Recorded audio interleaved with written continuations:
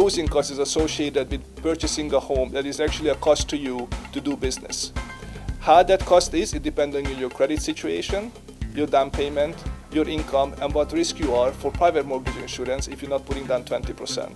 However, you should consult a professional mortgage lender to have the right answers. Negotiating closing costs in behalf of the buyer, I think it's a very easy thing to do, and you can include it in a cost. The better question is, you're going to pay for that indirectly. So in my opinion, instead of negotiating closing costs, which most likely just aggravating the seller, I would ask a mortgage lender to actually include that in a rate.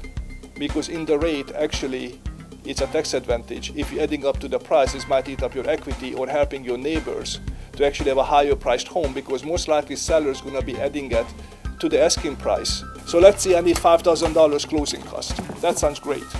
So let's buy a house for $105 and I give you $5,000. Did I negotiate anything for you? No. So as I said, it is not about how much closing cost you can get. It's how strong you can negotiate a deal and how you can turn it to your advantage. Closing cost is a touchy situation because everybody have to pay for it, but there are different ways to have closing costs to negotiate with your lender, not with the seller.